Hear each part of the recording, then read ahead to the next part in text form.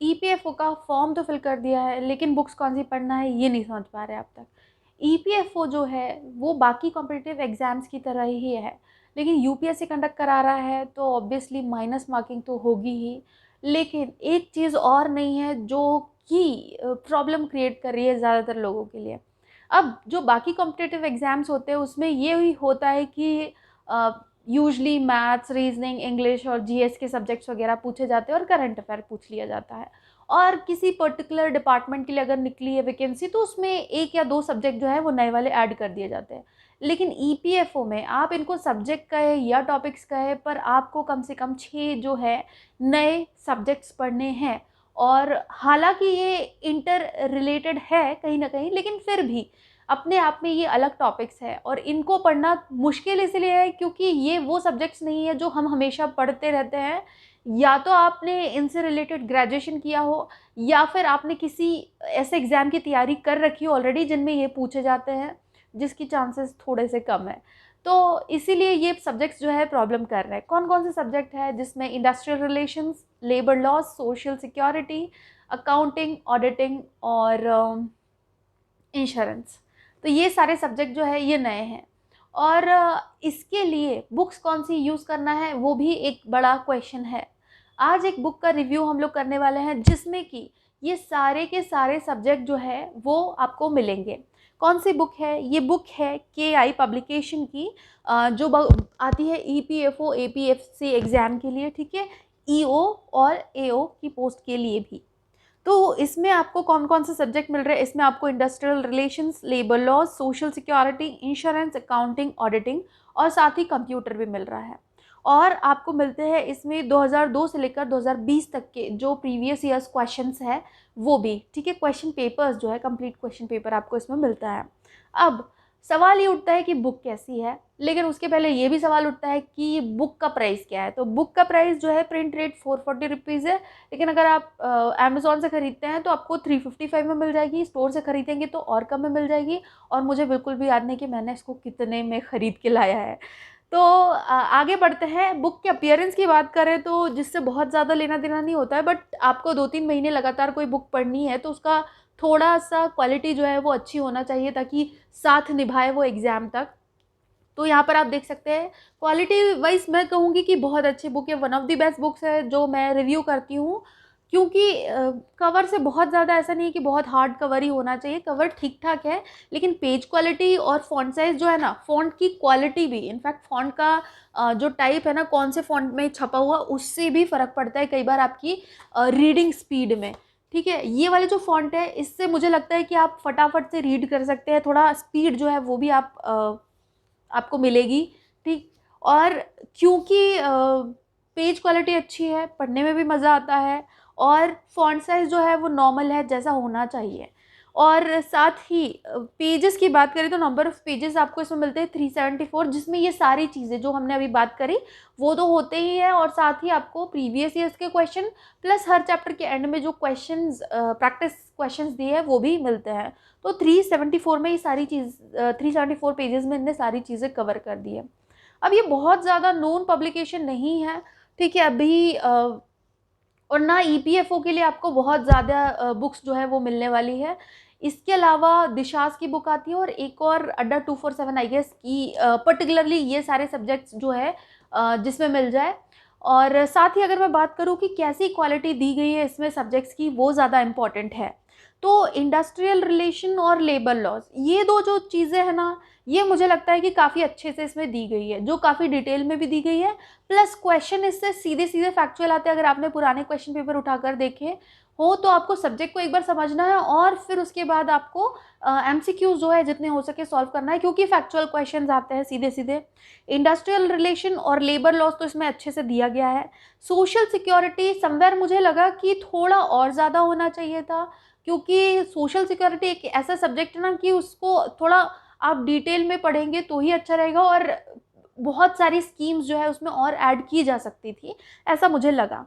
Insurance की बात करूँ तो इंश्योरेंस और ऑडिटिंग जो है वो ओके-ओके है, बहुत ज़्यादा अच्छा नहीं है। और अगर अकाउंटिंग और कंप्यूटर की बात करें तो ये काफ़ी कम दिया है। कंप्यूटर तो इज़ लाइक सिर्फ उन्होंने मेंशन कर दिया था, तो शायद 2-3 पेजेस कंप्यूटर को दे दिए हैं। रेस्ट आपको बहुत ज़्यादा कंप्यूटर इसमें नहीं मिलेगा। कंप्यूटर के 3-4 पेजेस आपको मिल रहे हैं, और आपको मिलते हैं बस जो फुल फॉर्म्स है वो, बस। और इसके अलावा जो यहाँ पर मेंशन किया गया है कवर पर स्पेशली, तो यहाँ पर देख सकते हैं आप, तो ये सारे क्वेश्चन पेपर्स जो है ना, ये वाले आपको मिल जाते हैं। तो ये सारी चीज़ें इसमें आपको मिलती है। अब बात करते हैं कि लेना चाहिए कि नहीं लेना चाहिए।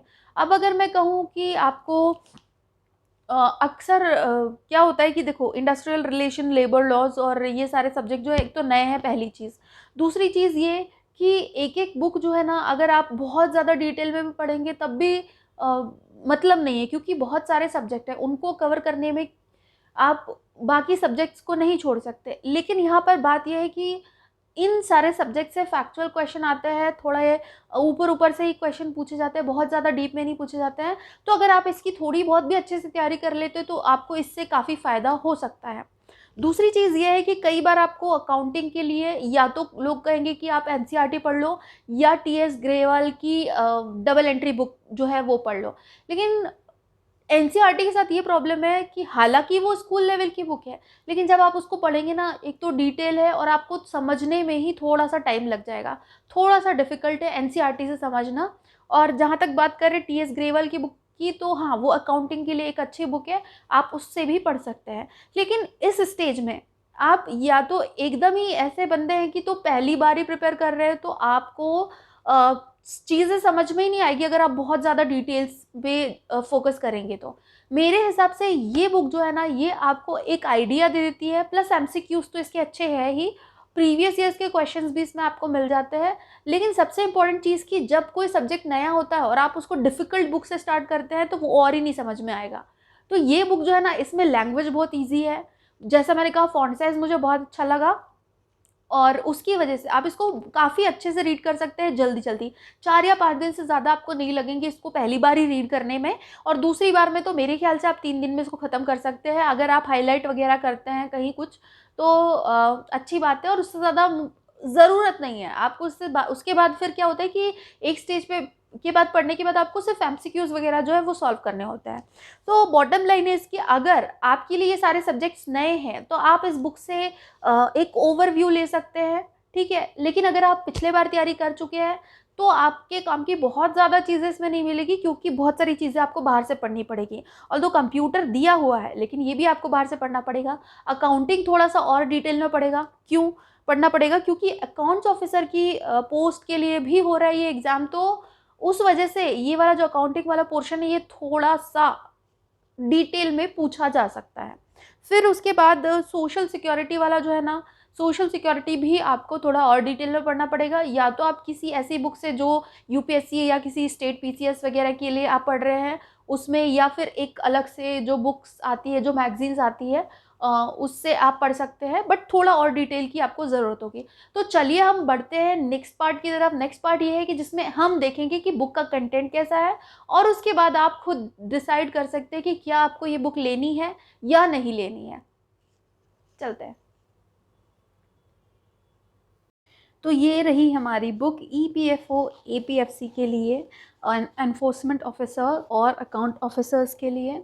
और इसमें आपको मिलते हैं वो सब्जेक्ट्स जो कि आपके लिए शायद नए नए हो सकते हैं, या फिर आपने अगर पहले ईपीएफओ के लिए तैयार किया है तो हो सकता है कि नए ना हो।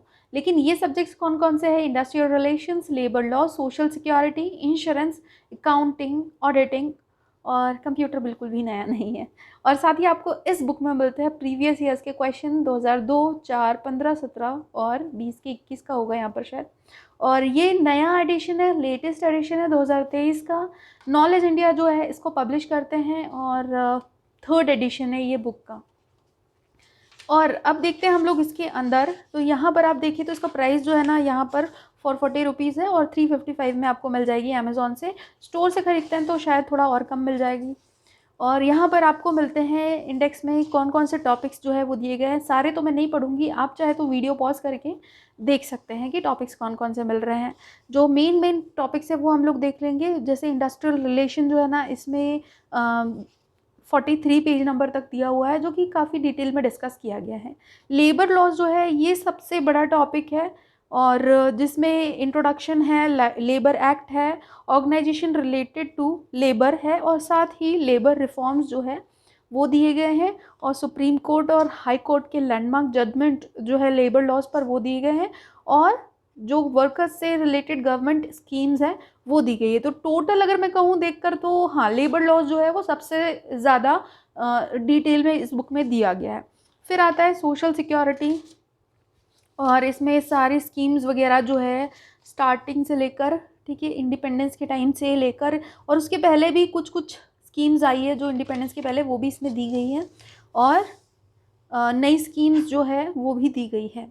फिर यहाँ पर आपको मिलता है ऑडिटिंग। ऑडिटिंग में आपको यहाँ पर देख सकते हैं कौन कौन सी चीज़ें दी गई है। Introduction, evolution, features, objective, principle, types, benefits वगैरह वगैरह वगैरह। और यहाँ पर है जनरल अकाउंटिंग प्रिंसिपल्स, और ये भी थोड़ा छोटा ही टॉपिक है। और इंश्योरेंस जो है ये थोड़ा ठीक ठाक दिया हुआ है। कंप्यूटर की बात करूँ तो कंप्यूटर में एज सच बहुत डिटेल में आपको कुछ नहीं मिलता है, ठीक है। और आप देख सकते हैं यहाँ दिया तो गया है, टॉपिक्स जो है वो प्रोवाइड किए गए हैं, लेकिन बहुत डिटेल में डिस्कस नहीं किए गए, तो आप यहाँ पर देख सकते हैं। और फिर इसके बाद यहाँ पर आपको प्रीवियस ईयर्स के क्वेश्चंस जो है ना वो मिल जाते हैं, और यहाँ तक आपको अब्रीविएशंस वगैरह है, शॉर्टकट कीज़ है, ऑब्जेक्टिव क्वेश्चन जो है वो सब कुछ दिया गया है। और अंदर अगर हम लोग देखें तो ये है आपका पहला वाला टॉपिक, जो कि है इंडस्ट्रियल रिलेशंस। आप इसको पॉज करके पढ़ सकते हैं, इसकी लैंग्वेज अगर आपको जानना है तो। और फॉन्ट में कहूँगी कि हाँ, अच्छे से आसानी से पढ़े जा सकते हैं। और फिर ये आगे हम बढ़ते हैं तो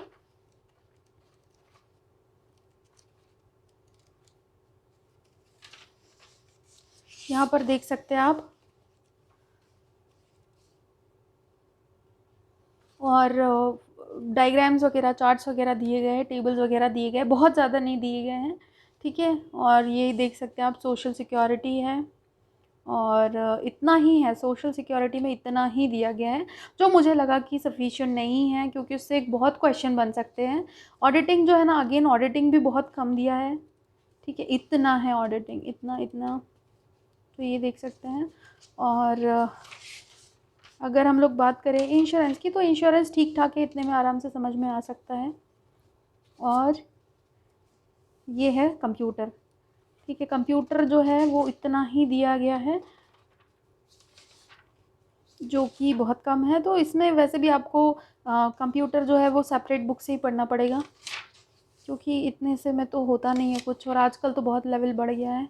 सो दिस इज़ इट। और ये लास्ट में हमारे क्वेश्चंस है प्रीवियस ईयर्स के, तो ये भी आप देख सकते हैं।